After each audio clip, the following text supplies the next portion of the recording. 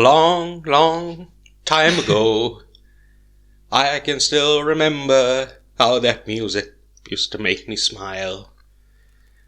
And I can't remember the rest of the lyrics. But do you know that song? Bye bye, Miss American Pie. When did you hear it? It's on my Spotify playlist. But when did you hear it for the first time? I have no idea. Alright. Because, okay, well, maybe like I unconsciously heard it sometime, right? Yeah. But the first time I heard it was in the movie Black Widow. Oh. In, I think, 2021. Where, like, we see these flashbacks to when she was a teen, or maybe not a teen, like it's still a kid. Yeah. And it's like the late 80s, early 90s. And they play that song throughout the movie. Okay. Then I came to later find. So it's a song about that phrase, the day the music died. Yes. Was about these musicians who were in a plane, and that plane crashed. Yes. And I don't know how many, I think there were 3. Don't quote me on that number. Okay. But they died, so that song is about a plane crash.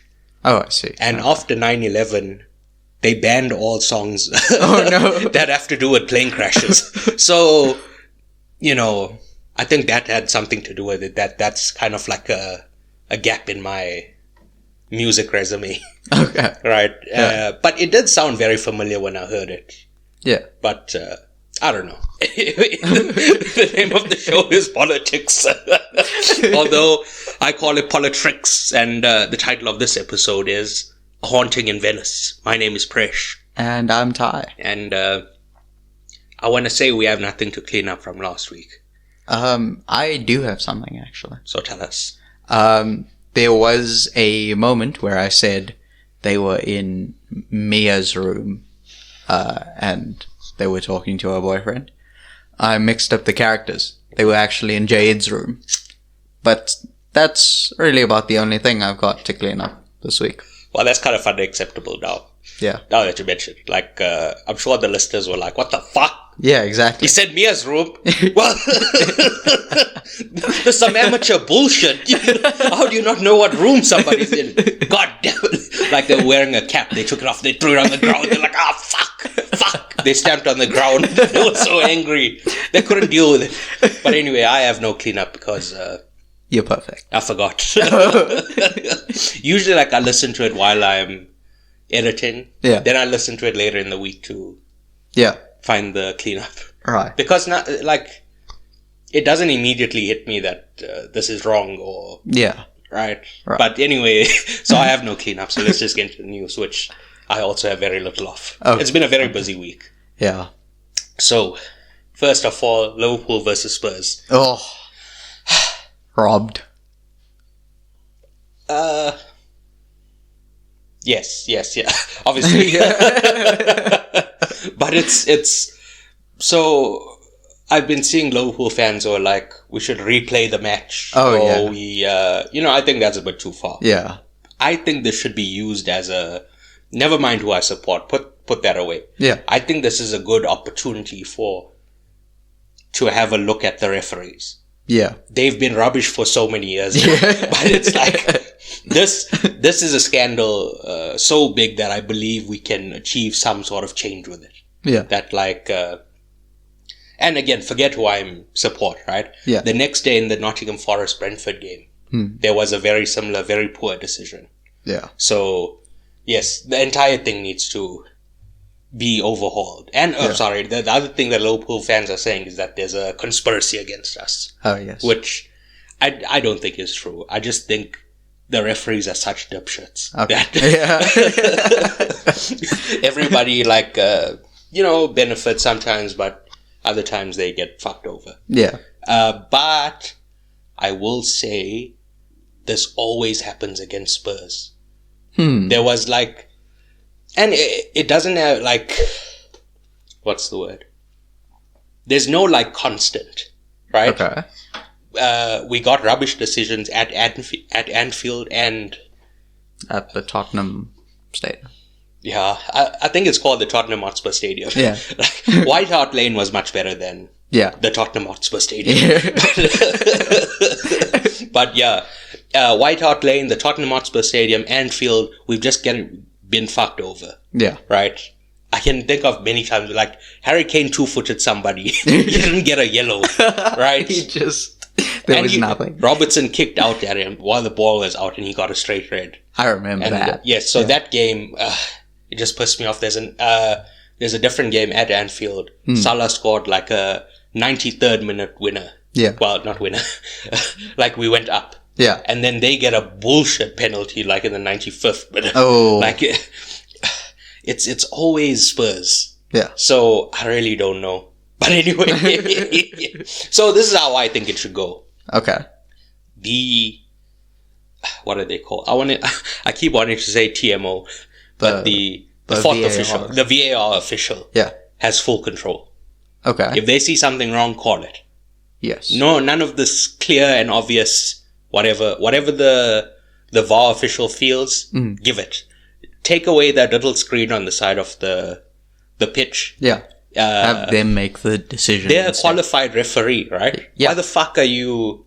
they go through this whole rigmarole of going to the screen and check it, say, this is a penalty, this is not a penalty. Make a decision. You have all the camera angles. Yeah. And you're a qualified referee. Yeah. So now people are blaming VAR instead of the incompetence of the referees. Yeah. Because we had VAR at the World Cup and the Euros, and they worked perfectly. Yeah. There wasn't lots of time stoppages. It just, went smoothly. And that was even with the little screen at the side of the side of the pitch. Yeah. So I'm like, this can be improved tenfold. And it's genuinely a disgrace in the biggest league in the world that, it's like, how much money do they have? At least, improve the game. Yeah. Or improve the training of the referees. I don't know. Do something. There needs to be more accountability, right? Yeah. Because there was a time, Paul Tierney, he also had a fucked up match. Yeah. He gets dropped for one weekend and then he's back in the league, right? It's like, it's not enough of a punishment that they look at themselves and say, wow, I need to really improve my refereeing. Or there was a ref last season rather, that I don't remember his name now, but he had a terrible game. They demoted him to the championship and he just never came back. Yeah, but I don't remember his name. I don't remember the details of it. Well, Tierney was also put in the championship. Yeah. But like I said, that was only like 1 week. Yeah. But yes, that banish them to the shadow realm of the championship. Another thing I found out was the guy that was in the VAR. Yes. They did Champions League, or not Champions League, whatever midweek games they had, League Cup games. Yeah. Then on Thursday, they went to the UAE. Oh, yes. They refereed there on Thursday. Yeah. And then they were back on Saturday too. But so there's concerns about the workload of the referees. But, oh, right. Okay, yeah, no. He wasn't VAR for the League Cup. He was on the pitch. Yeah, okay. And then he was on the pitch at the UAE game. And then he was VAR for the Liverpool game. Okay, yeah.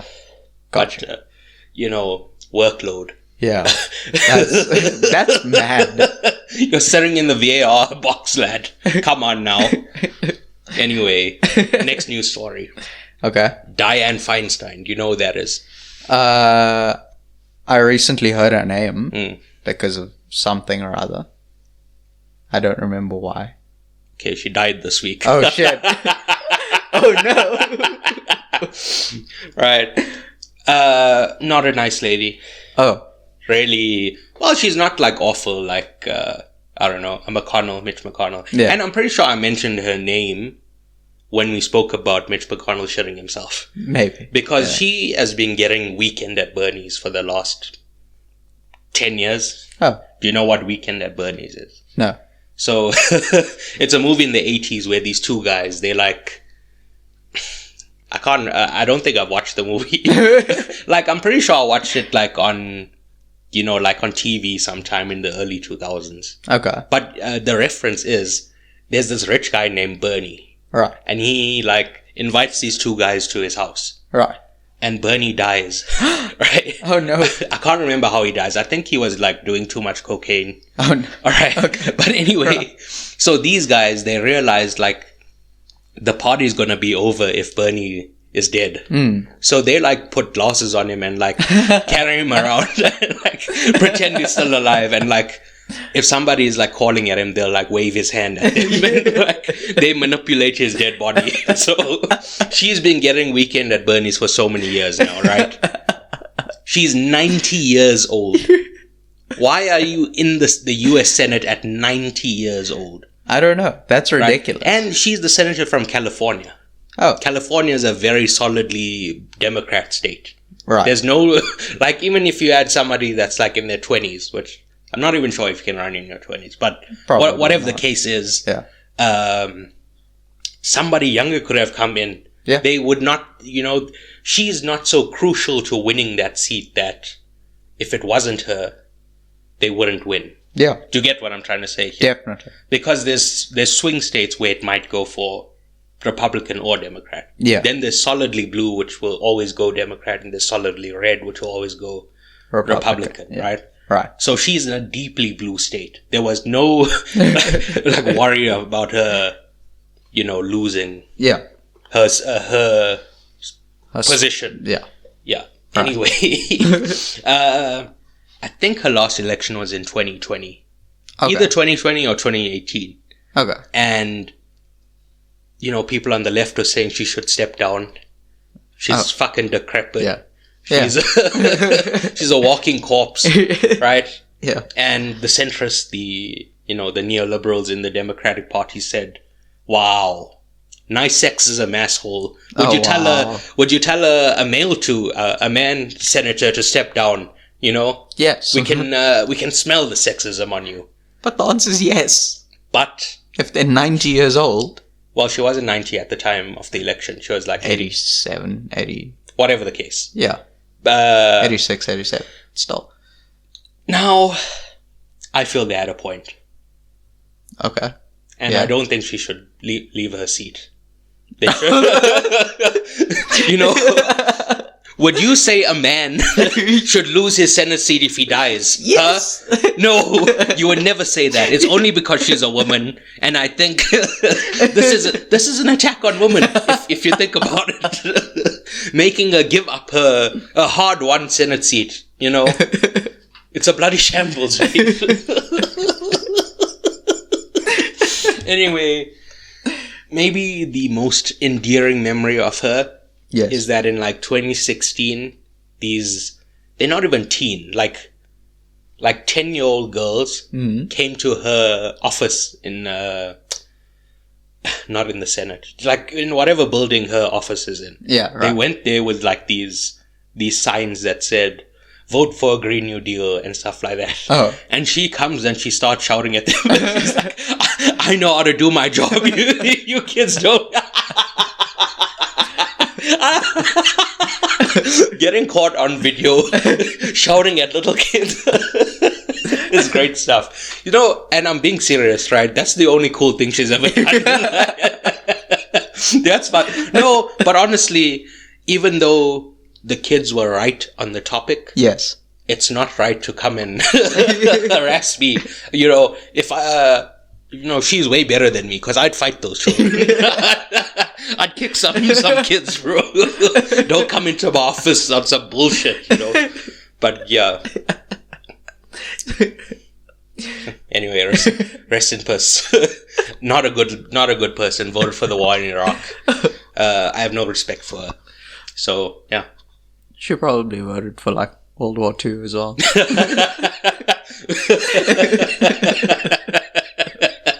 Yeah. Anyway, the American government is on the verge of shutting down. Yes. Have you heard about this? Yes. What have you heard? Just that they had to hold on. They had to pass a stopgap measure in order to secure some sort of funding to keep the government going. Yeah, but I asked you, why did the government? Oh, I don't know. Oh, great stuff. Very well prepared. You pulled out your phone and you read that like, oh, I got something. The stopgap is to plug what the problem was. So, right. We spoke about the American branches of government a few episodes ago, right? Yes, right. You have the judiciary, which is the Supreme Court. Yes. You have the... Fuck, what's it called? I can't remember, but the presidency is the executive branch is the presidency. Yes. And then you have Congress. Yes. And Congress is made up of two institutions. Yes. The House and the Senate. Yes. And like I said, the Senate has more power. The House, well, it's described as like, the House is like a hot teacup. Okay. And the Senate is a saucer. That cools the Right. right? Because like I said, the House, I think they have 2-year terms. Okay. While yeah. senators have 8-year terms. Right. So, Yeah. like I said, the Senate, you have a longer term vision. Yeah. Right? Anyway, every year, the House sets the budget for the government. Right. Like, They set a budget. Every country sets a budget, right? But the Senate has to approve the budget. Right? And if they don't approve the budget, then the government shuts down because they can't pay the, like... The everything. Yeah, like the garbage... Sanitation. The sanitation people. Like everything that the government provides. Right, yeah. I assume the hospitals as well. Yeah, probably. Yeah, but anyway, so it's a bad thing. Yeah. Right? And so at the end of the fiscal year, if they haven't come to a compromise, it's done. It's bad. Right? Which is why they put the stopgap in. Right. Because they couldn't agree to a budget. Yes. So to fund the government for, I think it was 2 weeks the stopgap is for. I have no idea. However long the stopgap is for. Yes. Right? They have until that time to get a budget together. Okay. So makes sense. The House is currently controlled by the Republicans. Yes. And the Senate is controlled by the Democrats. Oh. Right? So one party is setting the budget, the other party doesn't want to accept the budget. That's kind of stupid. Right? And this wouldn't happen in any country with the parliamentary system, right? Yeah. Because I think in most countries, the president or prime minister sets the budget and then their parliament approves it. Yeah. And usually the president and prime minister are the same party as the yeah. as the majority in the parliament because that's how parliaments work. Right? But anyway, theoretically it's possible for the parliament to, what's the word? To vote against. To reject the budget. Yeah. But like I said, it's very unlikely. Yeah. And even if that does happen, things go on as usual. Yes. In most countries, the government is allowed to shut down and services will continue. Yes. That pay, I think, just gets backdated. Okay. Right? Yeah. But America, just a ridiculous system. They have two different parties controlling their Congress. Yeah, that's insane. Anyway. So the current... we haven't even gotten to the core of the issue. Okay. So what is it that's the big holdup? And the Republicans don't want to fund aid to Ukraine. Huh. Right? Because it's been like... The thing is, it's been years now. It's been 2 years. Yeah. Right? And America has been sending lots and lots of money to the war effort in Ukraine. Yeah. And some people are like, well, fuck them. Right? That money should be spent on the American people. Yes. Right?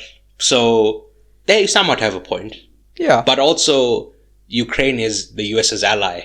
Yeah. It'd be pretty fucked up to, to not give them aid. Yes. But that being said, giving them weapons and money for, more weapons, that's going to prolong the war. Yeah. Like I've said many times on the show, it's not about sides. It's about we need to get peace. Yeah. Right? So instead of sending that money, they should be sending a delegation to broker that peace. Whoever's the best negotiator in the world. So instead of sending that aid, they should do that to stop the war. My opinion. What if the best negotiator in the world is like Russian or Ukrainian? Well, can't they be impartial? I don't know. Because they're not, unless they work for the government, they just a member of that country. Yeah. And both sides would have to agree to the, the thing, right? But anyway, so that's the American government. Right. They passed the stopgap, and for however long that is, they have until then to resolve the budget. Okay. So Kevin McCarthy, who's the Speaker of the House, the head of the House, Yes. he's a Republican. Okay. The far-right members of his party are the ones that are holding out because they don't want the money to go to Ukraine. Okay. And he's become very unpopular with with the Republicans. So the speculation is that he's going to lose his speaker seat. Okay. So, but then, do they just like they'll vote just select another else? one? Yeah. Okay. Yeah. Cool. There'll be just some other random Republican. Right. Well, theoretically, the Speaker of the House doesn't even need to be a member of the House. We could just bring in someone else. Yeah, but it's very unlikely. Yeah. Anyway, can we move on? Do you have any? Sir Michael Gambon. Hmm. Have you heard that name before? Yes, I've heard the name Michael Gambon. Yeah, unfortunately, he has also passed away. Yes, I did read about that. Pneumonia, unfortunately. Oh, I thought he passed away due to old age. That guy was like 90 as well. He was 82. But Pretty old. Yeah. Anyway, thoughts and... I don't want to say prayers, because... You don't pray? No, I don't pray. Yeah. But like our... Well, the same thing we said last week, like well wishes. Yeah. Because, our well wishes to his family. The Gambon. The Gambons. Which sounds like a mafia family. Yeah. I'm not gonna lie. A little bit. The Gambon crime family. Anyway, RIP to that guy. Alright. Context for the movie. Yeah. So, the character of Hercule Poirot was created by legendary detective novelist Agatha Christie. Okay. Do you know what her other famous creation is?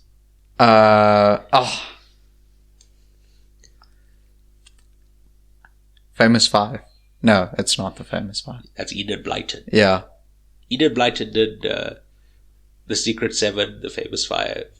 There's another group that, but I don't think they have like a name. There's just like 6 of them, probably. Well, they meet like this hobo. Well, I think he's just like a kid that ran away from home. Yeah. And they like kind of take him in, and he's like 1 of 5, I'm pretty sure. Oh. Anyway, I can't remember that book series right now. But yes, carry on. I know you're going to say what it is, and it's going to hit me in the face, and I'm going to be like, oh, yeah, of course. But I don't. Well, I don't think it's that famous that, Okay. Her name is Miss Marple. Okay, yeah, no. Right. Yeah. Well, she's like a little old lady, and, she solves like heinous murders.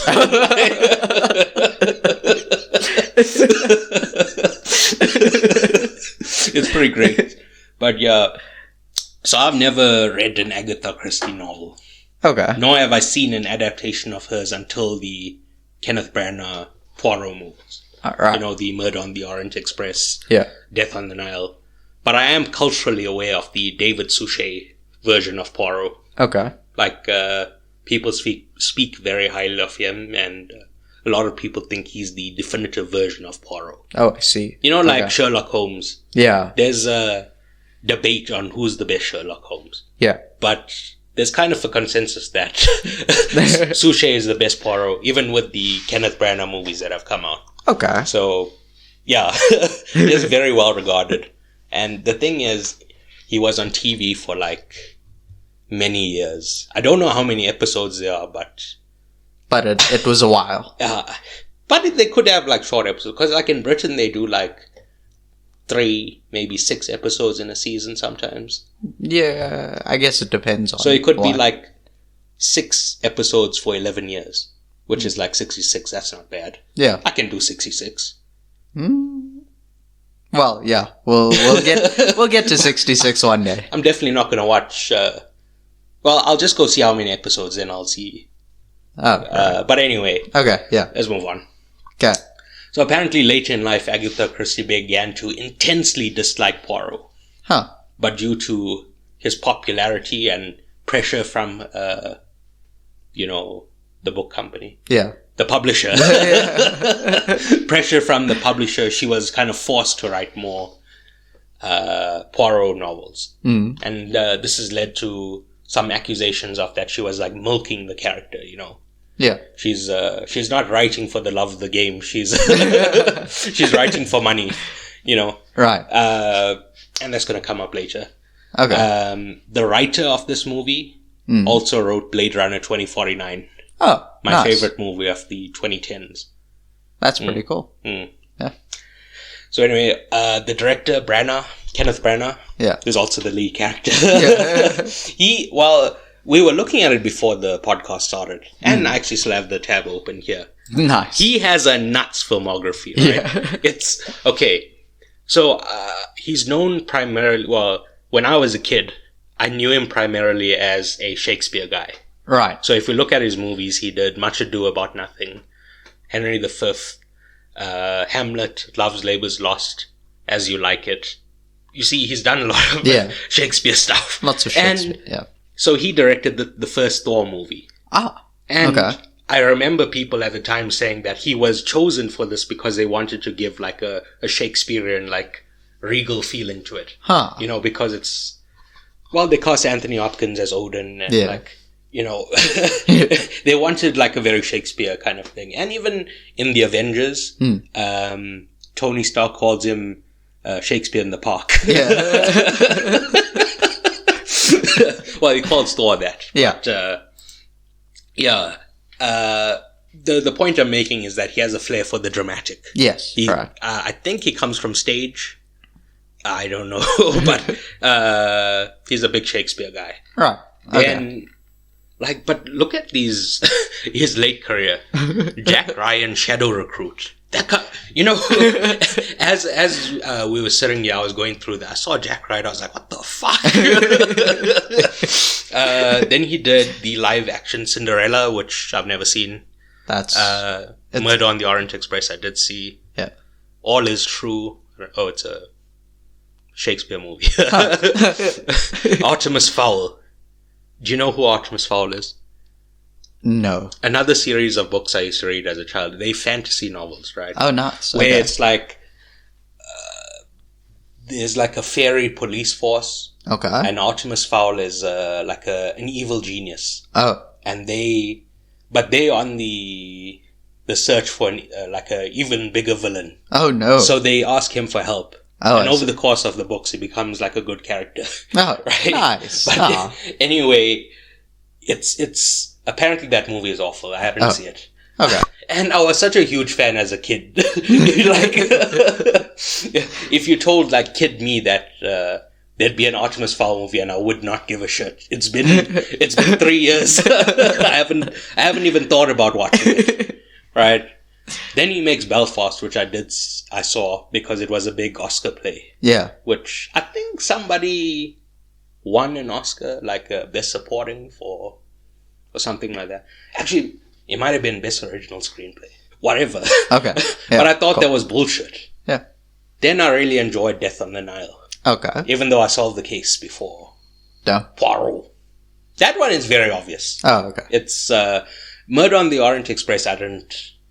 Yes. Yeah. And the thing is, I've never read the book, so I don't have like A background. a background. Yeah. Right? But anyway. Some context, if you will. So, my thoughts on the movie. Okay. First things first, Poirot has a great moustache. Yeah. Right? Yeah, you're right.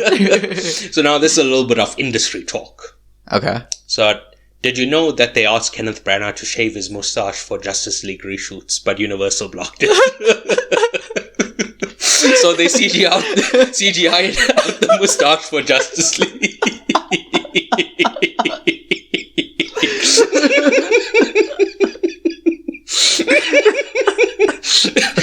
As I was watching the movie, I started thinking, because the other guy, Jamie Dornan, looks a lot like Henry Cavill. So I was thinking about that throughout the movie. Kenneth Branagh as Superman. But this is the thing, right?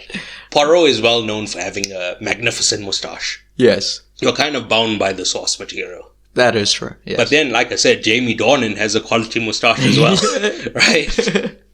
And when Jamie Dornan came on screen, I rubbed my hands together and thought, all right, now we're cooking with gas. Kenneth Branagh is one of us. He's clearly signaling his membership within the International Brotherhood of Moustache Men. Ah, yes, of course, yes. Now, not everyone knows this. Okay. We have to assume every episode is someone's first episode, right? Yeah. But a few weeks ago, I died. Yes, we all heard it. Yeah. And, it's an audio medium, so you can't see it. Yes. But trust me, it happened. Yeah. Right? I was here. We did a Chappie situation where we used a PlayStation to put my mind into the body of my identical twin, right? But yes. The identical twin didn't have a moustache. That is true. Yeah. He shaved it off the previous day because of a Hitler situation. Yeah. He awkwardly cut it and he turned into Hitler. So he didn't want to have a Hitler on his face, so he shaved the entire thing. Yes. So, but unfortunately, I had to be in that body now with a clean shaven moustache. Yeah. So for the last few weeks, I've been expelled from the International Brotherhood for Moustache Men. They came to my house and cut up my membership card in front of me. So for the last few weeks, I lost all my perks and privileges. Right. Yeah. After we're done recording, I'm gonna fill out my application again for re-entry. I need it back. It's coming along nicely, though. Yes, that's what I was saying. Like, this is the time to submit the application. Yeah. So, by the time they come to my house to verify... It's fully back. Yes. Yeah. Hopefully the mail takes some time. Snail mail. Would be awkward if they, you filled out the application, you posted it, and they show up 10 minutes later. That'd be very bad. Yeah. Although, like you said, it's fine. Yeah, it's alright. It's there. Anyway, enough moustache talk. Right? Last week, we did one of the scariest things you can ever do. Okay. We started Spooktober 1 week early. Right? Yeah, we did. Like I said, that is true. It's a pretty scary thing. You show up. Actually, the event already started like an hour ago. Yeah. You're like, oh, fuck. God I missed the main stuff, Yeah. But now we're doing something even spookier. Okay. Right? We've snuck a detective movie in for Yeah. a horror movie. It's the same thing as like a kid who goes to school and he opens up his bag. Okay. And what you expect to see there? Books and stuff? Yeah, books, right? Yeah. But then he opens up his bag and there's a snake there. Right? Oh my goodness. That's pretty scary. Yeah, that is pretty scary. Yeah. But similarly, in this case, our listeners are opening up their podcast listening app and they're expecting a horror podcast, but they find a detective podcast. I'm sure some people dropped their phones because they were like, oh my God. Like somebody's in bed, Yeah. they're refreshing their podcast app. They see it and they have a heart attack. They're like, oh, the coroner doesn't know what happened. Just a random heart attack. They're trying to. This person was in the prime of their life. They haven't had a single health issue ever. Yes, killed from fright. But anyway, it just turned out to be a happy coincidence that it's a detective movie. Yeah. Which is my favorite genre. Is it my favorite genre? I don't know. Probably. I would say so. It's certainly top 2. Okay. Along with sci-fi. Okay. And you don't get a lot of sci-fi detective movies. No. Just like off the top of my head, I can think of the 2 Blade Runner movies. Yeah. Minority Report. Okay. And if we're really stretching, Attack of the Clones. Obi-Wan is doing like a detective. He goes to a bar and someone tries to sell him death sticks. Which I'm sure George Lucas was like, alright, cigarettes, what are they? They're death sticks. If you're thinking from the point of view of the salesman, you don't want to call your thing death sticks. That's just bad branding. Or that is true. Alternatively, the government in the Galactic Senate are very anti-smoking. Yeah. So they mandate that every seller has to call it death sticks. Yeah. Yeah, maybe. Yeah. So we've covered one mystery movie before this. Yes. Which was Murder Mystery. Yeah. And I didn't ask then, but I think the hallmark of a good mystery movie is if there's enough clues to solve the case. Okay. So I have 2 questions. Yes. Number 1, did you solve the case? Number 2, do you think all the clues were there to solve it? I would say, well, I definitely didn't solve it originally. But I don't know if, I guess all the clues were there if you're really like thinking out of the box. But I wouldn't say that well, obviously they wouldn't stick out, but I wouldn't say that, like, if the movie didn't explain how it got there, I wouldn't have thought of that. We can just spoil it. We're not, Yeah. we're not bound by non-spoiler talk. You can just say, Yeah. I like the honey was just wild. And you didn't expect it. Yeah. All right. So if there's 1 mark, Yeah. I'm going to give myself half a mark Okay. because I somewhat got it. Okay. First of all, any thing that's real. Yes. You get what I'm saying? Okay. Yeah. Usually a detective will find something like, the guy that was hiding in the chimney. Yeah. Was it in the piano? In the piano. Wasn't he in the piano and like, he was the one typing the... Yeah, he was in a fireplace. Okay, whatever. I thought he was in the piano. No, Was there a piano there? There might have been. But he was I'm thinking of the typewriter. I don't know why I keep saying piano. Yes, the typewriter. I thought he was inside like a little thing underneath the typewriter and he was the one that was typing the... No, 'cause he left a footprint in the fireplace, and that's how Poirot Yes. knew. All right, whatever. I think he was high. Okay, whatever. He was up the chimney. Whatever the case is, right? Yeah, right. That's like a usual detective thing. Okay. That something that seems, what's the word? Supernatural. Yeah. They'll find the reason for it, the logical reason for it. Yeah, right. But if the detective is actually seeing stuff they can't explain, Yeah. like they were in this movie, Yeah. 100% they've been drugged. Yeah. Right. Okay. Right. This happens in The Hound of the Baskervilles. Yeah. I can't remember if it's in the original story, but in the adaptation of it, Sherlock Holmes gets sprayed with some chemical that makes him hallucinate. Right. So similarly, as soon as like I started seeing real things that couldn't be explained, I'm like, all right, it's drugs. Yeah. Right. Okay. But the thing is, I forgot about it. Mm. And I wasn't thinking to myself, watch what Poirot is eating and drinking, like. Yeah. So that's the thing. I knew it was drugs, but I didn't put it together. Yeah. So here's the thing. My theory, not throughout, but after like halfway, I thought it was the little kid. Oh. Right? Yeah. Okay. Which in the end, he turns out to be the mastermind. Yeah. So that's why I want to give myself half a mark, because I saw him, but I didn't see the mother at all. Yeah, I mean, like, technically you were... I did not consider the mother. Yeah. Right? Yeah. Look, so, okay, let me talk you through my thought process. Okay. It's not going to be the bodyguard / ex-policeman. Okay. He's just too sinister. Yeah. Right? It's a bit too obvious. He's the bad guy from John Wick 2. Whichever one, know. right? Yeah. No, sorry, 3. He's the villain of John Wick 3. And, okay. Yeah.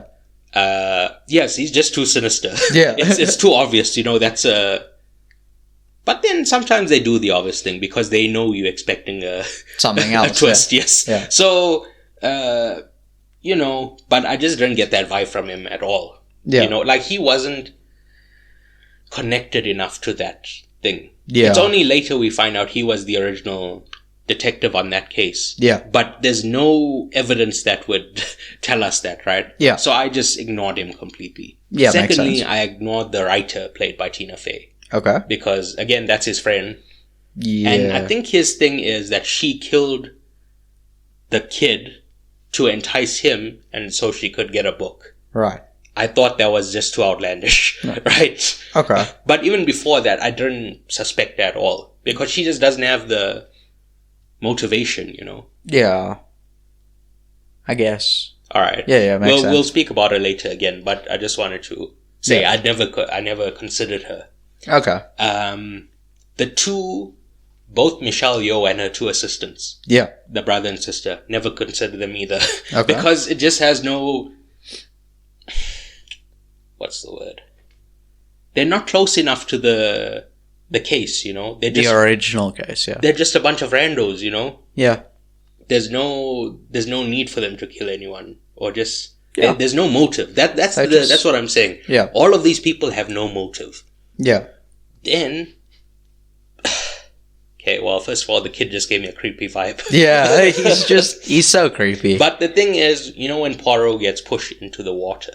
Yeah. Now, maybe this is a bit sexist, but I thought there had to be a man, Okay. you know, to hold his, like... To hold another fully grown man Yes. underwater. Yes. So, I thought the mother and the maid were Yeah. also out of it. Yeah. Because they were... again, maybe me being sexist, but they don't look like they built like Ronda Rousey. Yeah. If Ronda Rousey dropped a man, I would be like, alright, fairs. Yeah. You know? It's reasonable. Like, I just didn't think about them. Yeah. So, it's Jamie Dornan and the chef. Yeah. And the kid. Yeah. But this is what I was thinking, right? The kid is the mastermind. He's getting his dad, Jamie Dornan, to do all the killings. Right. But when Jamie Dornan showed up dead, I'm like... Shit. Yeah, well, no, I was like, oh, the kid is colder than we thought. He stabbed his father. Because this is the thing, I thought, so because Jamie Dornan killed, well, I'm assuming, Jamie Dornan killed the daughter, Yeah. and he killed the Michelle Yeoh, Mm. and then he killed himself. Yeah. I thought that was the boy tying up all the loose ends, in case Jamie Dornan speaks, Right. right? Okay. So that's why I thought it was the kid. Yeah.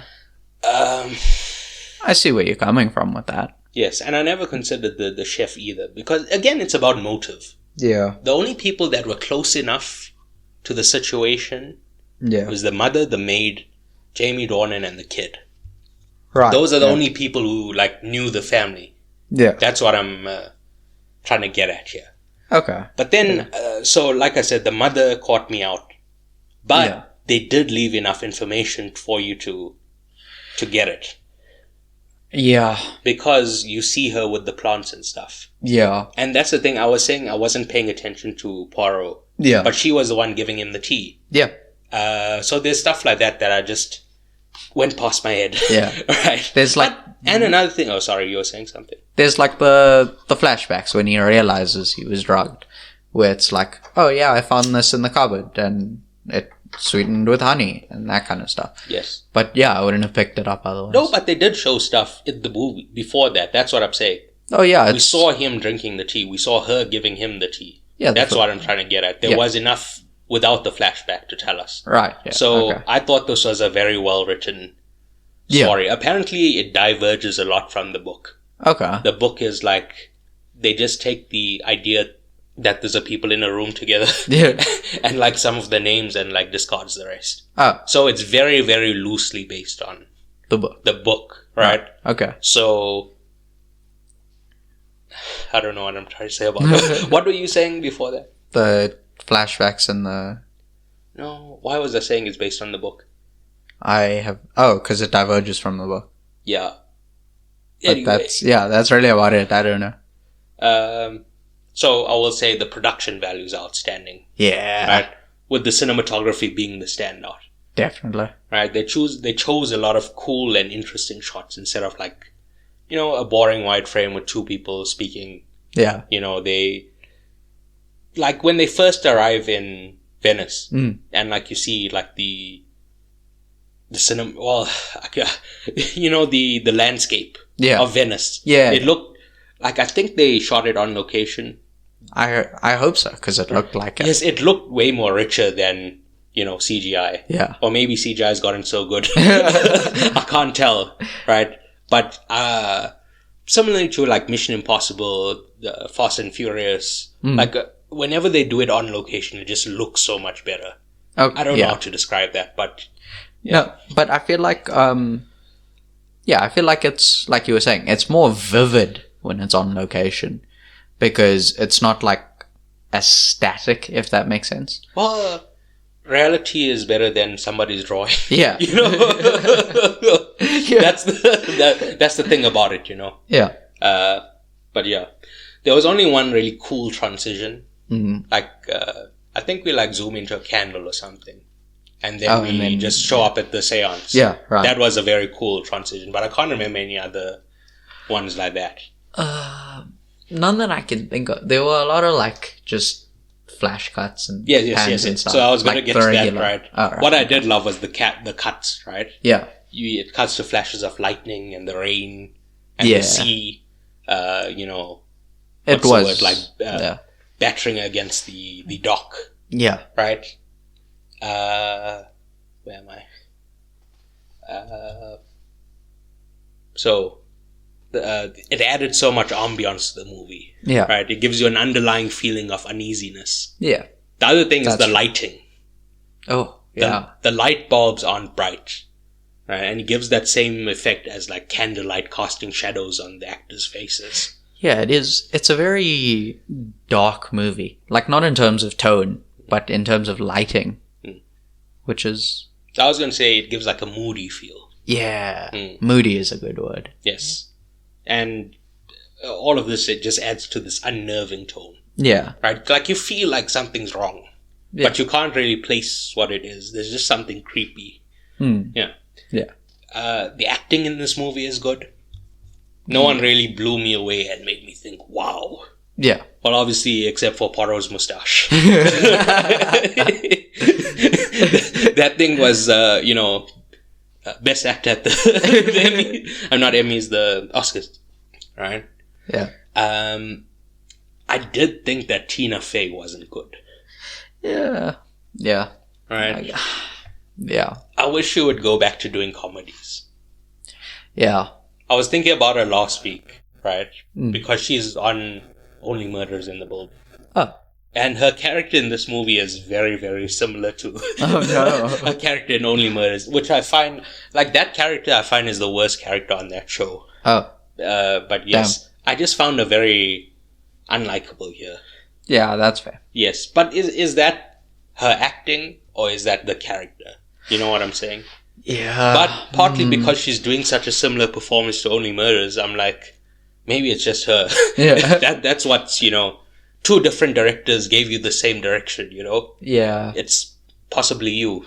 But maybe. In comedies, she has like a sharp wit, somebody says something, she'll just hit a zinger back. Yeah. Whereas this, with the scripted dialogue and, stuff like that, it just doesn't work for her, I think. I don't know. I don't know what she wants to do. She should do whatever she wants. Yeah. But I'm just saying I don't like this more serious, dramatic roles Tina Fey. Yeah. Right? Drama Fey. Although Only Murderers is allegedly a comedy. Allegedly. I mentioned many times that I don't find it very funny. But, yeah. I checked the filmography and I haven't seen her in a comedy in ages. Oh. Last time I saw her in, something comedic was Unbreakable Kimmy Schmidt.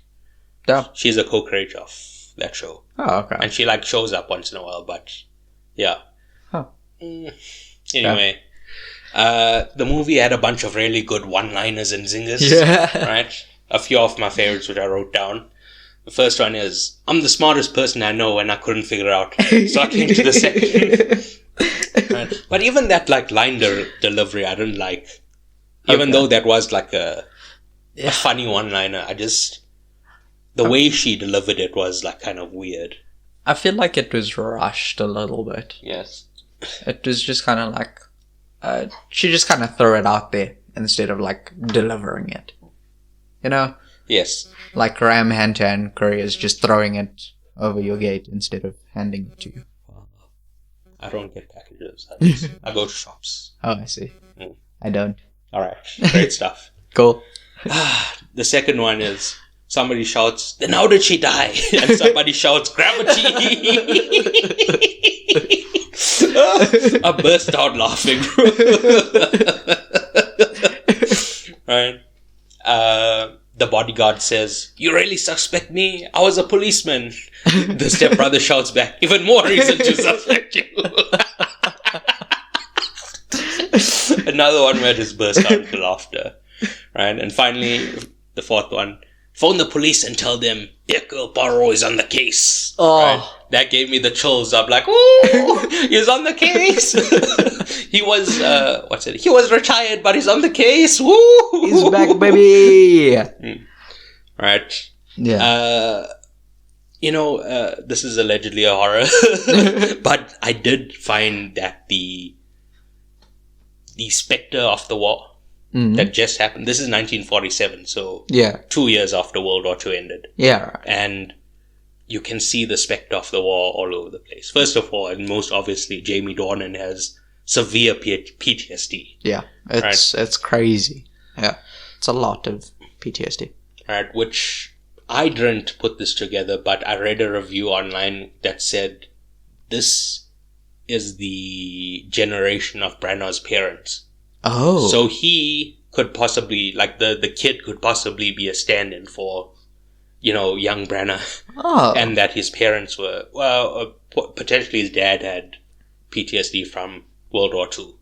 That's really interesting, Yes, actually. but I don't know the facts about that, but I think that's a very interesting reading of this. Yeah. Right?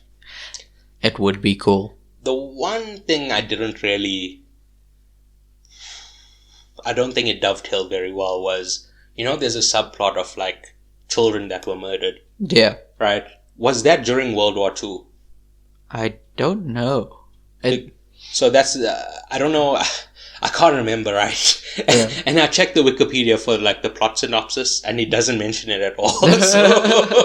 So, I don't know when it happened, but that would also be, specter of the war. Yeah. They left those children there to die.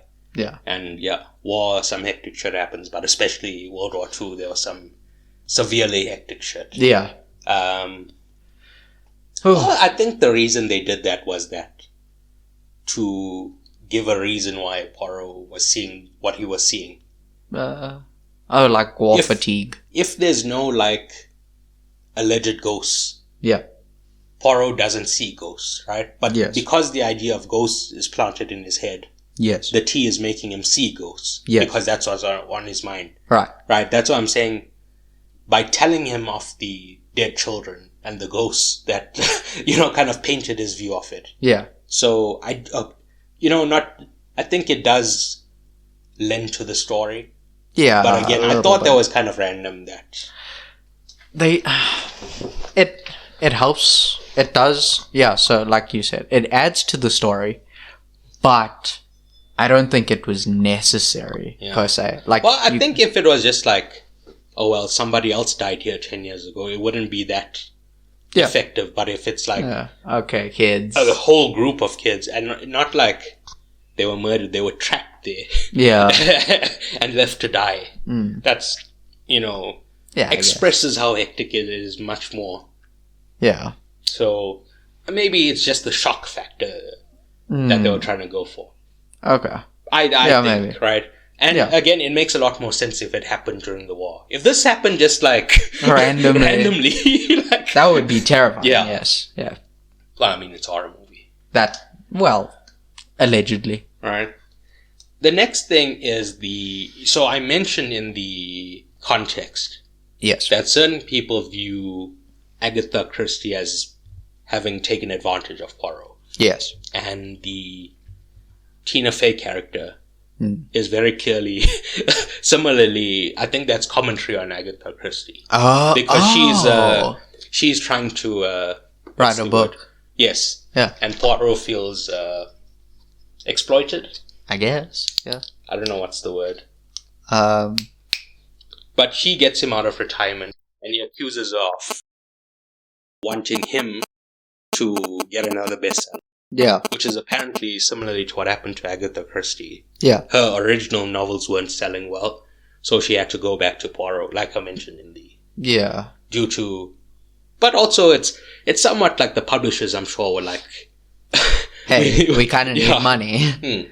Yeah. I don't know. Well, yeah, it does actually make sense that it's a commentary on Christie. Yeah, so I don't know how true that is. Like I said, we don't know her reasons for doing it. Maybe she just, liked writing Poirot. She just didn't like the character. Yeah. So, I don't know. But I think that's another very interesting reading of the movie, right? It's a fascinating idea. Do you know Rita Skeeter? I've heard the name. In what context? I have no idea. Alright, she's the journalist in Harry Potter. Oh. And a lot of people see her as the stand-in for J.K. Rowling. All right. Okay. Right. Similarly, I think that's the case here. Okay. A lot of authors will have a self-insert character. So, for example, in Game of Thrones, Sam is a combination of Sam and Tyrion is the stand-in for the author. Okay.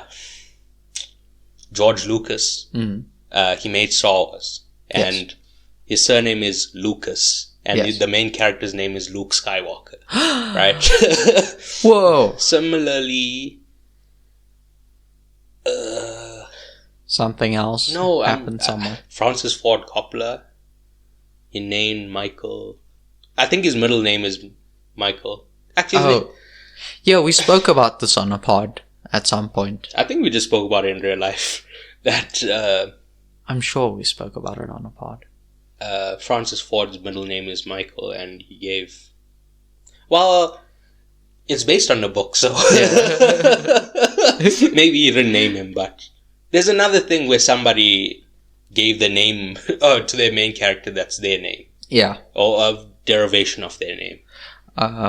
Listener, if you've listened to that episode recently, or just know what we're talking about, write in. Send us a lovely little comment. Or just write in anyway. We're not getting enough engagement. Yeah. Come on, listener. Write a comment. You can do better than that. Yes. Anyway, so we have this group of kids. Yes. And there's this guy telling the story. Yes. And the guy was presenting the show in English. Yes. And presumably those are Italian kids. Probably, right? yes. So it's just entirely for the audience. Yeah. Right? Probably, yeah. I would have loved if there was in Avatar. Yeah. When Jake says, after a while it just started sounding like English to me. Something like that. Some sort of framing device where all the Italian people, they speak in English because Poirot is hearing them in English. Yeah. They could have said, my name is Poirot and I'm fluent in Italian. Yeah. Right? And everybody that's speaking is in front of him, so we realize that he's the one that's translating it to us. Yeah. But I just thought that was such a weird scene of... Yeah. You'd expect him to be speaking Italian to Italian kids, right? But no. Apparently the Italian kids are also fluent in English. Bilingual kids. Yes. Anyway, that guy asked if there are any doctors or nurses in the in the audience to scare them. And I was thinking, The Big Bang Theory. Yeah. Sheldon Cooper is I got my PhD age 10. Well, I've never watched Young Sheldon, so I don't know what age or whatever, but I'm imagining a young Sheldon in the crowd that's I've got my doctorate. Am I going to be murdered? Something like that. That would be great. Yeah. I would love that. Oh, sorry, I forgot to mention this. Another thing why I suspected the kid. Yeah. When Michelle Yeoh dies. Yes. He says she was a fake. That's why the spirits got mad. Yeah. Yeah, it seems very... So, based on his character, I thought two things. Either one, the spirits told him to kill her. Yes. And then he got his father to do the act. Yeah, right. Or he knows who the killer is. Yes. Because the spirits told him.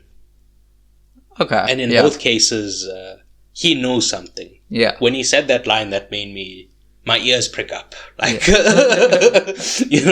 do you mean? Well, how do you know she was a fake? Yeah. Right? Well, the kid, how does the kid know? I guess the spirits told him.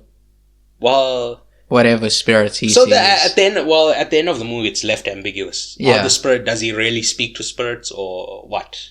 And we're never shown, him getting it wrong or something, Yeah. Where it's this is bullshit. He's just, yeah. imagining stuff. Everything he said about the spirits were right. Yeah. So I think we're meant to sort of think about that Even at the end of the movie, Poirot says who knows?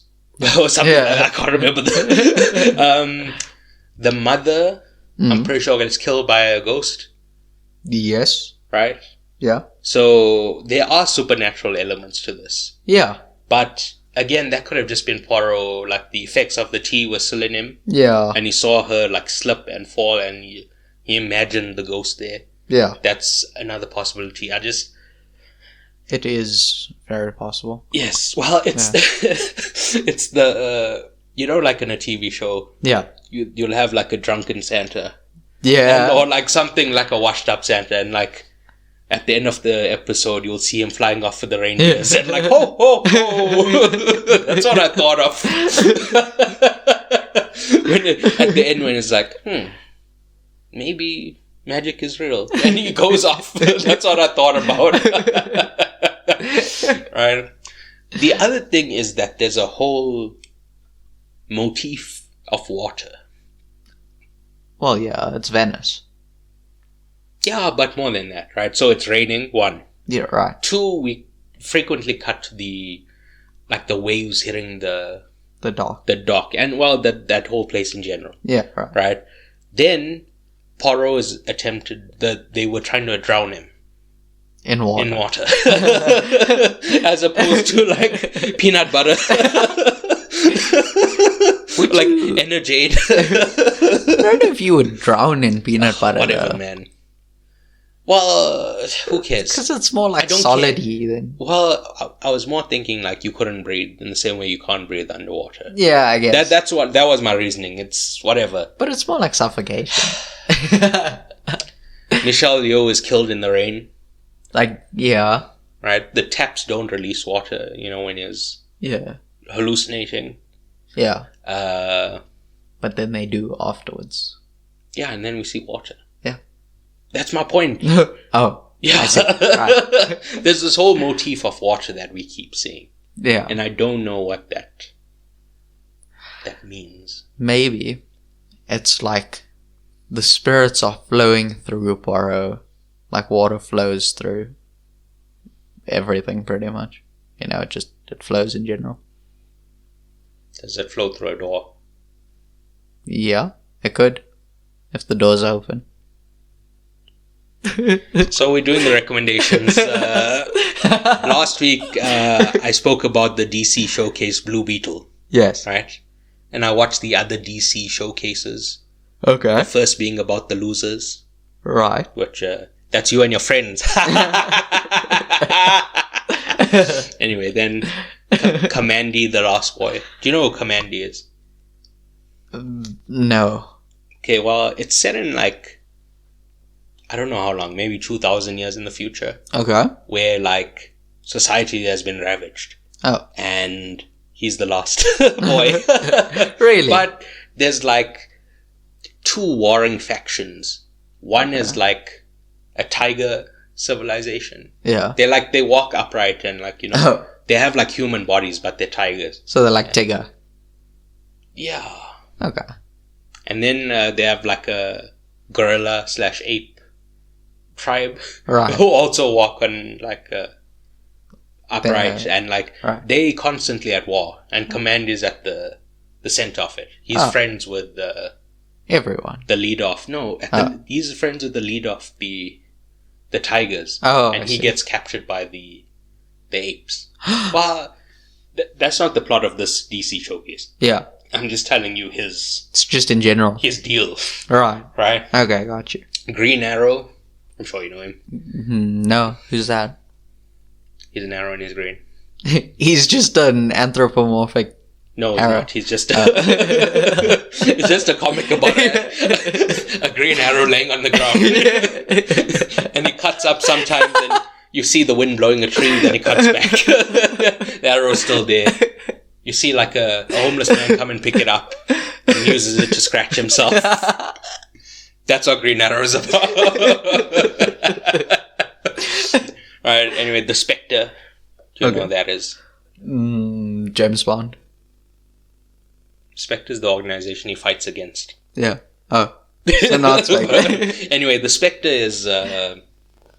so he, in his real life... Not real life, when he was a human... Right. He was a detective called Jim Corrigan. Right. Then he was murdered. And in the DC universe, the Christian God exists. Oh. And the Christian God resurrects him. Okay. And turns him into his... emissary? Emissary. Well, he's God's wrath.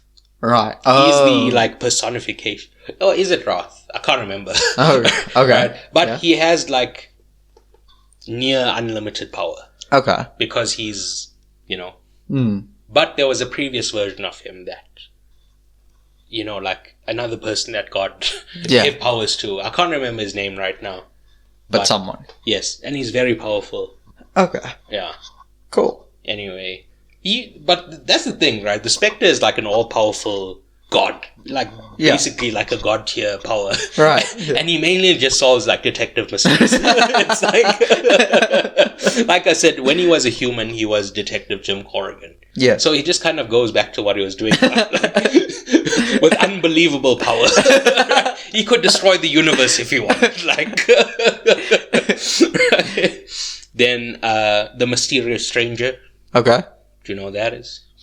It's like those guys that like they're standing there and then a bus drives past and they're no longer there. Well, I don't know about him because he's he's mysterious and a stranger to me. He's not my friend, so I couldn't tell you what he's about. But anyway, there's a very good episode of Batman the Brave and the Bold, which we covered a few weeks ago. With Black Beetle. Blue Beetle. Yeah. But anyway, the Spectre and the mysterious stranger have like they hold a wager, Right. right? And the Spectre is on the side of vengeance. Oh, he's sorry, vengeance, not what did I say, wrath. Wrath. He is vengeance. He's God's vengeance. Yes. What is God vengeful about? We don't worship him. Oh. We kill JC, his son. Oh, damn. Yeah. Okay, fair enough. It's pretty bad. Killing someone's son, not good, folks. Usually that does lead to vengeance. Yeah, Jake Sully. Jake Sully. Yes, he's gonna have vengeance in the Avatar sequels. Right. Fuck, where are we? So, yes, sorry. This is the problem. We get way off track, right? Yeah. The mysterious stranger is on the side of justice. Right. Right? Vengeance And that versus cosmic justice. wager is about how will Batman react when he meets Joe Cool. Huh. Do you know? Not Joe Cool. Is it Joe Freeze? I don't know. Whatever. Do you know who that is?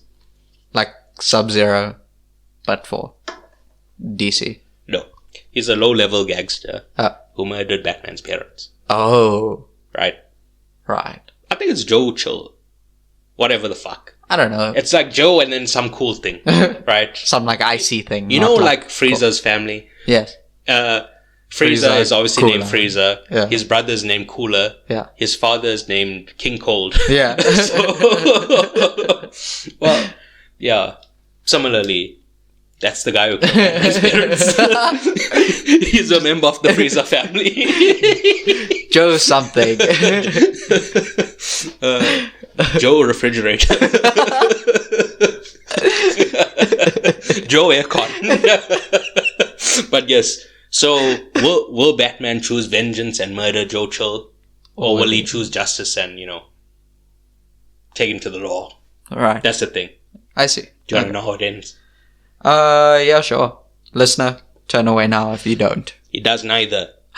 He hands over Joe Chill to the other criminals. Oh. Like the Joker, Riddler, all his guys. Yeah. And he's like, this is the guy who created me. He killed my parents. Yeah. So all the gangsters are like, you're the one who created Batman. And they fuck him up. Of course they do. Right? I mean, yeah. He's the one who caused all this for them. Yeah. Right? And I think it was very smart in the Batman 1989. They have the Joker kill Batman's parents. Yeah. Well, before he becomes the Joker. Yeah. He's... Fuck, what's his name? And he has a Jack Napier. Yeah. And he has a very cool line. He's like, tell me, friend, have you ever danced with the devil in the pale moonlight? And then he shoots somebody. Yeah. He's the devil in this case. And dancing is shooting them. So what's the pale moonlight? That's just moonlight. Oh. Not everything is a symbolism, Damn, okay. Sometimes the moon shines in the nighttime and you can see certain things because of it. The moon doesn't have any light. It's reflecting the sun's light. Yes. So yes. Yeah. and it's reflecting that light on Us. the Joker shooting somebody. Not us. Why would it? It's 11:59 in the day. Right. Anyway, we got wildly off track. We keep doing this. Jonah Hex, do you know who that is? Someone that plays with hexagons. No, Jonah Hill's cousin. He's like a Western lawman. Is he a lawman? I don't know, whatever, but like, he gets killed, similarly to me a few weeks ago. Oh, yeah, right. Okay. And like, they eat his face. Ooh.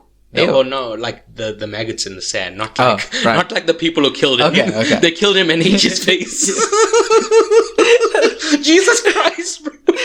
It's because he was buried and then like you know, then they started at the face. yes, but I don't know. I can't remember. I think it's like the devil sending him back to Earth. I don't know. Fuck if I know. Yeah. But then we have Sergeant Rock. Okay. Do you know who that is? Dwayne Johnson. That's true. You caught me out. You finally knew something. It doesn't happen very often, but when it does, it's brilliant. Anyway, Sergeant Rock is the leader of the Creature Commandos. Oh. They're like the Wolfman, Frankenstein, Right. a mummy. Yeah. You know, like all of those things, but The creatures. in the DC universe. Right. And they set during World War II. So they go and they do missions around, you know, World War II. And like, there's a lot of like occult things. Mm. You know, like in Hellboy. Yeah. Yeah. Yeah. Apparently the Nazis believed in like, you know, magic. Huh.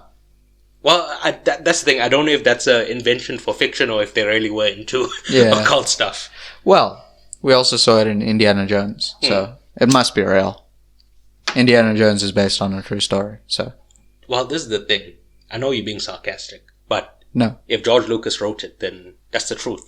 Yeah, So, I wasn't being sarcastic. Yeah. Anyway, then Superman / Shazam versus Black Adam. Okay, I know of How are you those going to horribly misinterpret this? Let's see what you can do.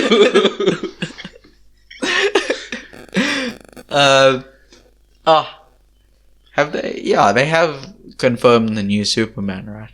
Yes, Corin Sweat. Yeah. But anyway, Henry Cavill.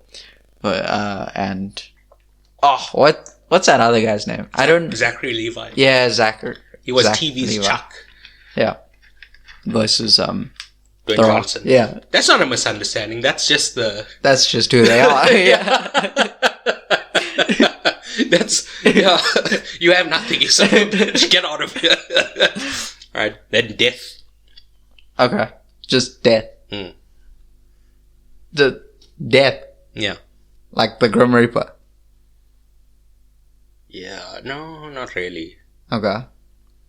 It's more like the personification of death. Okay. Alright.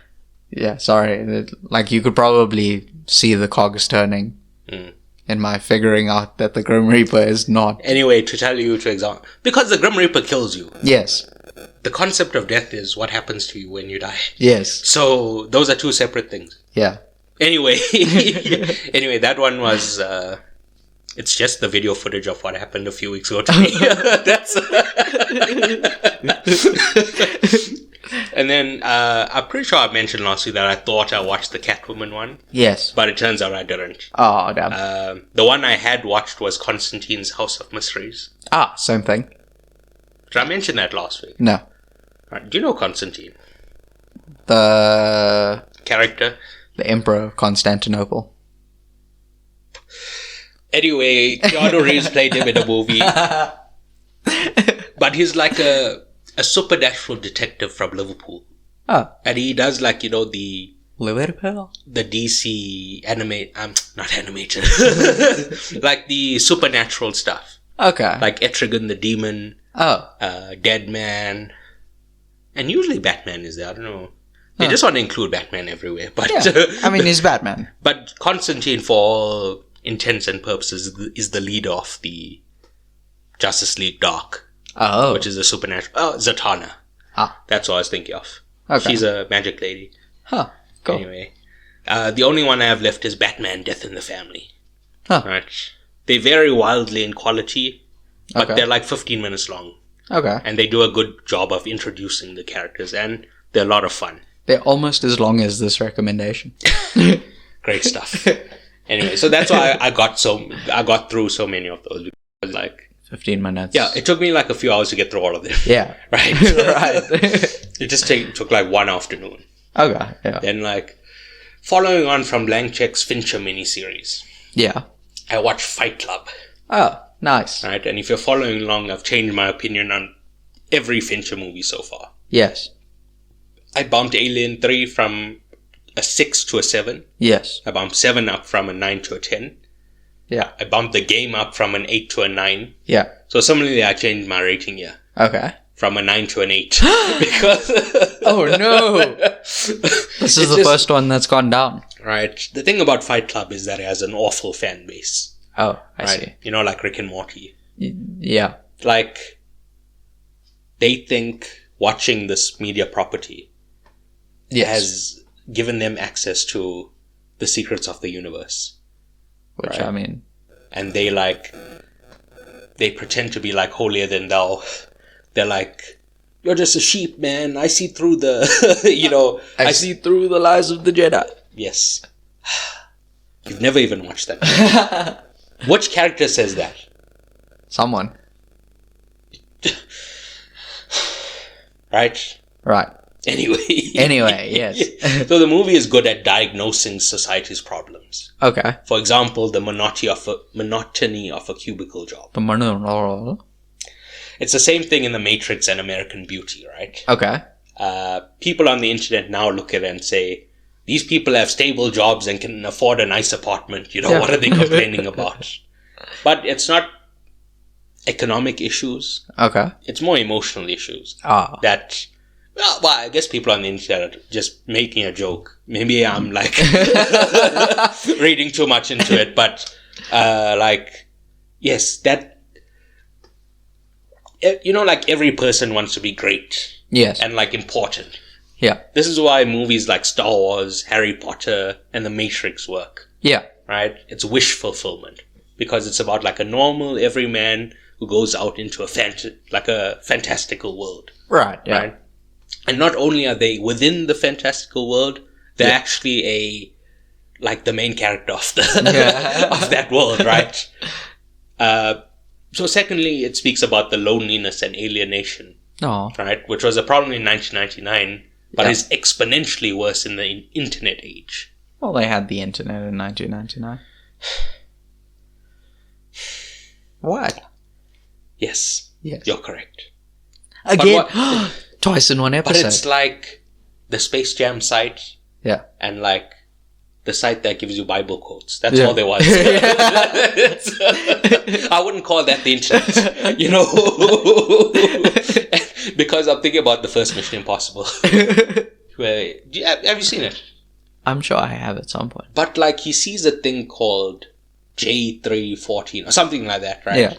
Right. And he doesn't know what it is. Yeah. Then he just sees a Bible. Yeah. And he searches up the quote on the internet.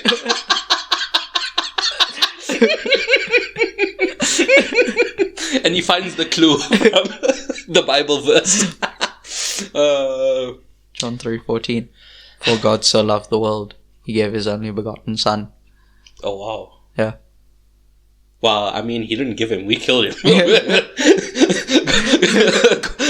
God didn't want him to be killed. We made that decision. Right. Thirdly, it criticizes mindless consumerism.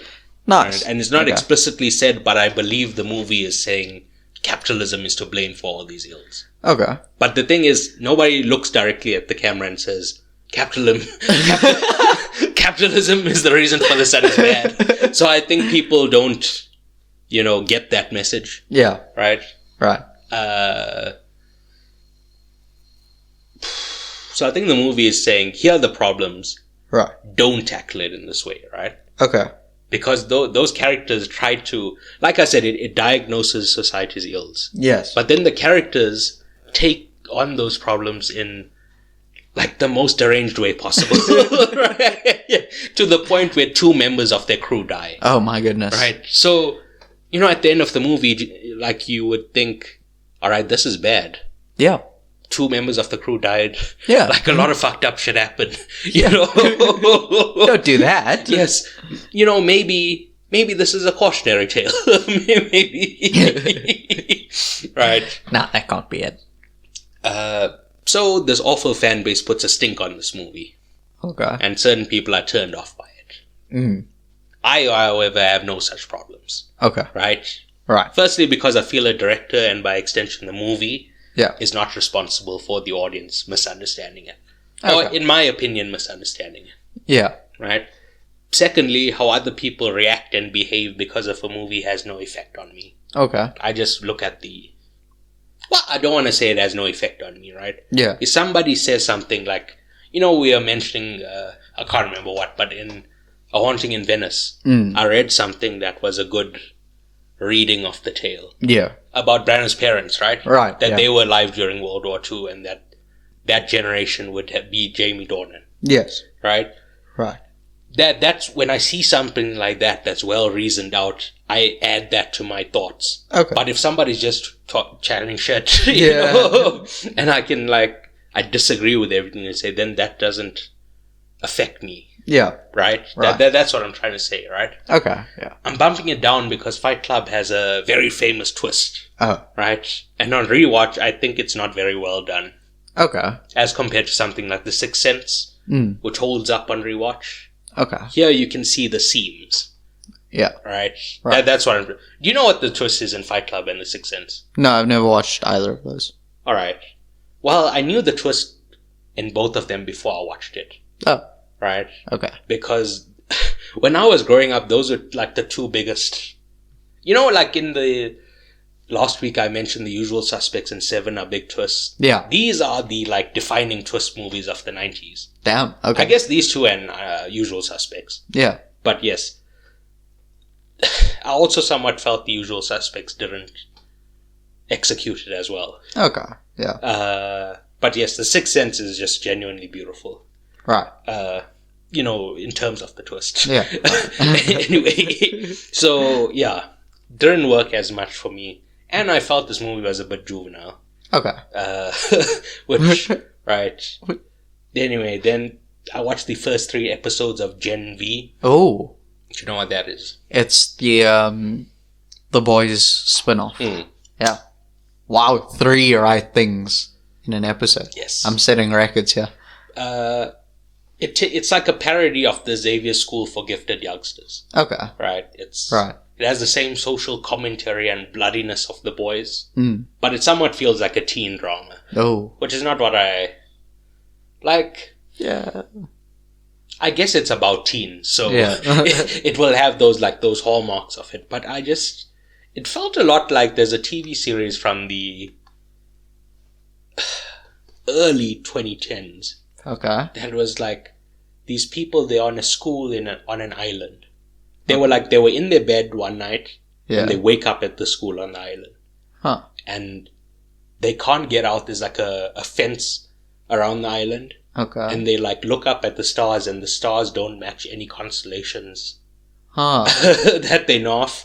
So I think that series was cancelled after 1 season.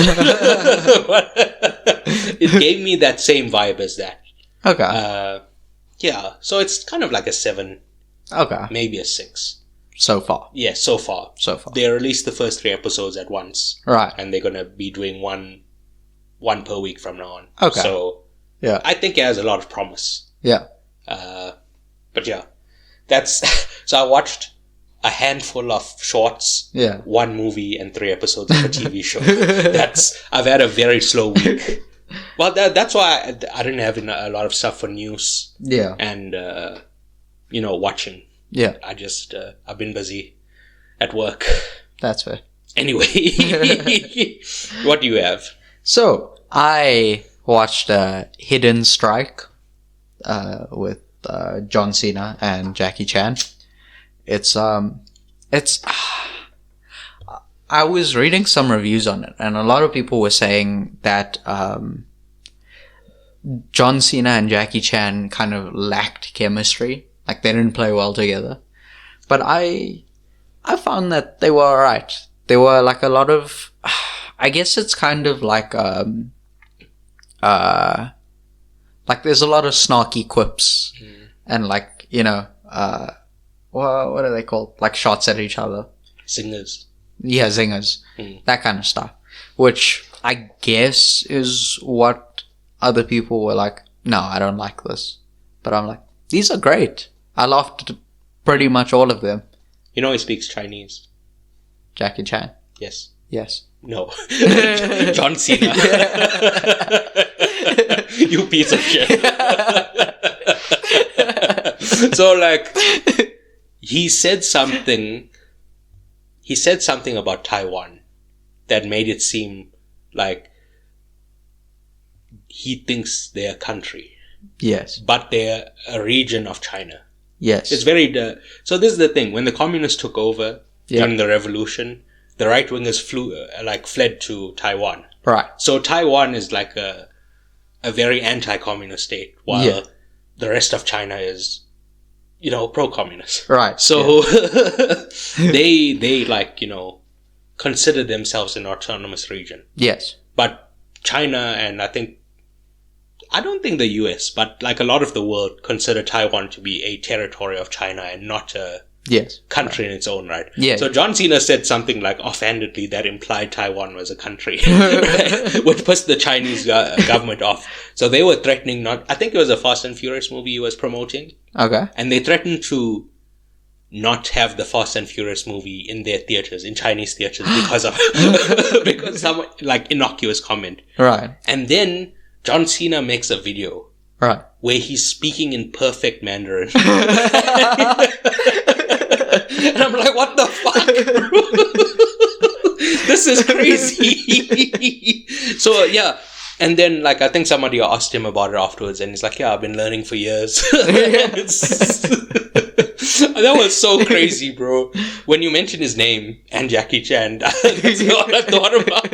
Because, you know, Jackie Chan served as like a member of the Communist Party in the Chinese government. There's like a big gap in his filmography. He was a government official, and now he's just come back to acting. It's kind of crazy. Yeah.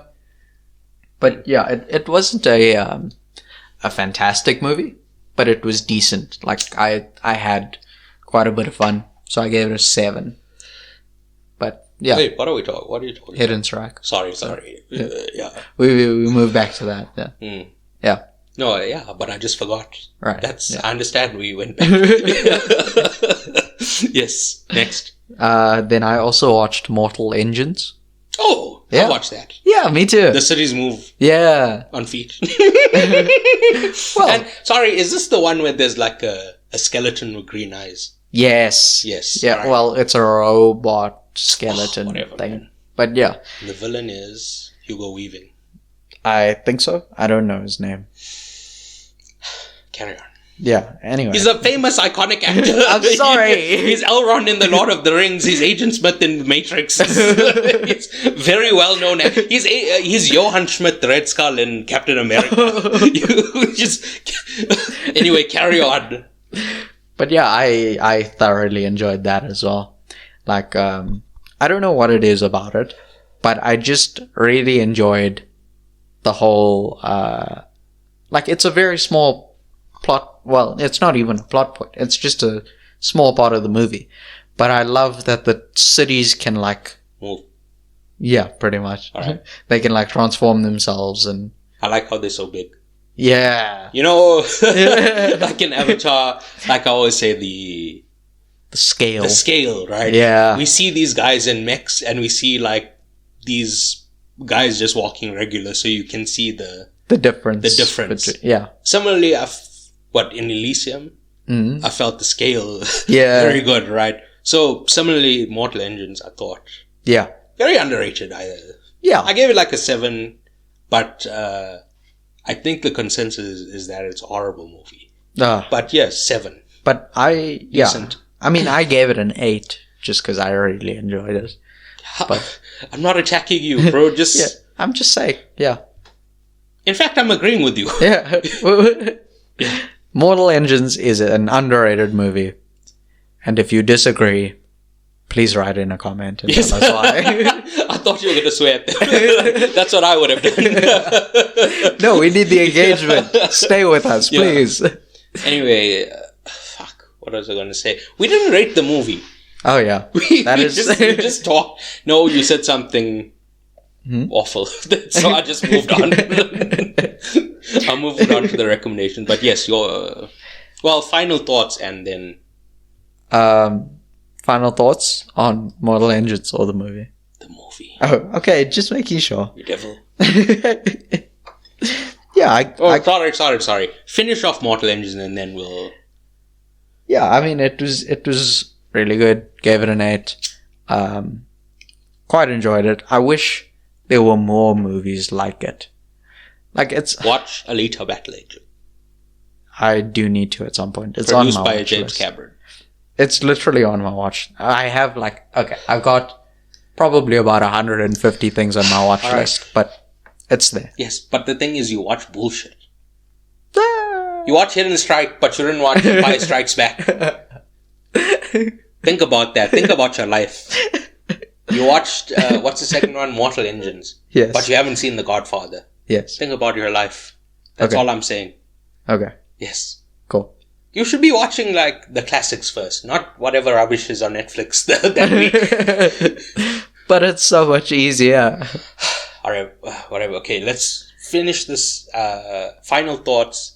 Okay. Rating, and then we'll end it because this has gone on for too long. Yeah. So many tangents and bullshit. People are here for, clear, concise reviews. Thoughts about the movie. We get in, we get out. It's like a heist. It would be like 10 minutes long. It would be like me opening a bag, taking out books and putting a snake in.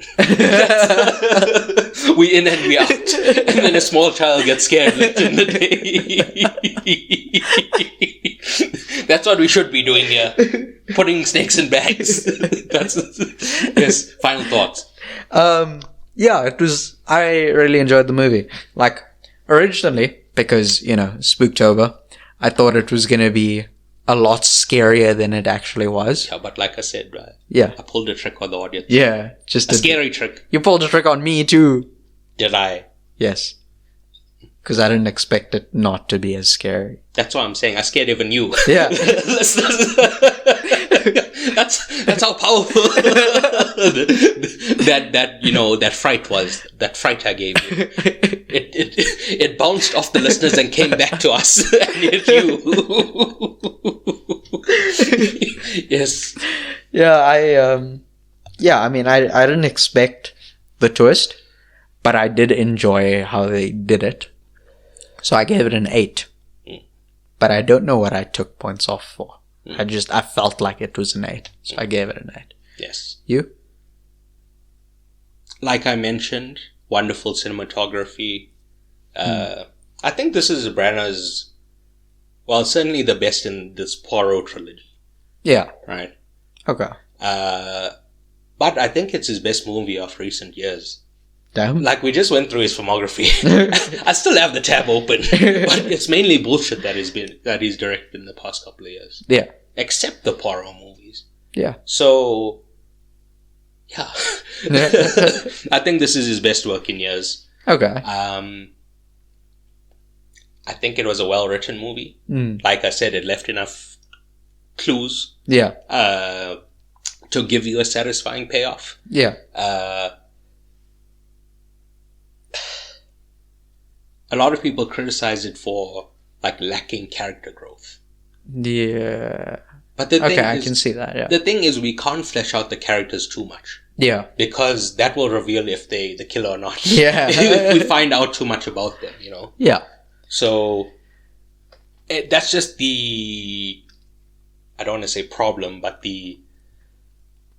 it's built into all detective movies that we can't focus on a character too much. Yeah. Lest it give the game away. Yeah. You want, ideally at the end of the movie, you're suspecting every character. Yeah. And it's only the detective with his, yeah, detective skills that was able to figure it out. Yeah. So yeah, I don't think that's a valid criticism. Yeah. But, reasonable. Yeah. I also gave it an 8. Oh, nice. I gave Murder on the Orient Express and Death on the Nile a 7. Oh, So okay. this is the best. But it's bordering a 9. You know, like, I haven't settled on it. And I'm thinking I'm bumping it up. Okay. But it's like an 8.5. Yeah. I'll I'll think about it some more. Okay. I only watched this a few days ago. Yeah. Yeah. That's fair. Anyway, thank you for listening. Please remember to rate, review, subscribe, give a like, etc. Give 2 likes, give 3. Importantly, it needs to be a 5-star review. It has to be. Please subscribe on Patreon to listen to our movie commentaries. Although it's been TV commentaries the last couple of weeks. Yeah. Well, I did a commentary on Solo. Oh. All right. Okay. For the solo week. Yeah. Yeah. Well, I'm thinking, the next time you go away, Yeah. the Solo episode 2, what's going to be the commentary for that? And I was thinking just the original Star Wars trilogy. The whole trilogy. No, but like every time you're away. All right. You do one every time Yes. I'm away. Okay. Makes sense. But then I was thinking, what if you go away a 5th time? That's it. Yeah. It's done. That's the end of my, Solo career. yeah. You have to come back to the band. Well, I could watch a game of American football. Not American football. Huh? Soccer Yeah. in America Oh, like MLS. for women. Okay. WMLS. There's a goalkeeper or a striker, I don't know. Her name is Hope Solo. Oh.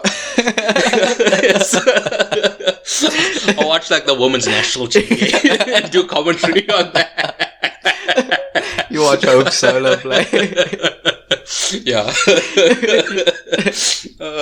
Anyway, Yes. you can find all our links at paicip.com. That's PAICIP.com. Please tell a friend, and tell that friend to tell a friend. Tell a family member. Tell everyone. And, yeah, bye. Cheerio. Au revoir.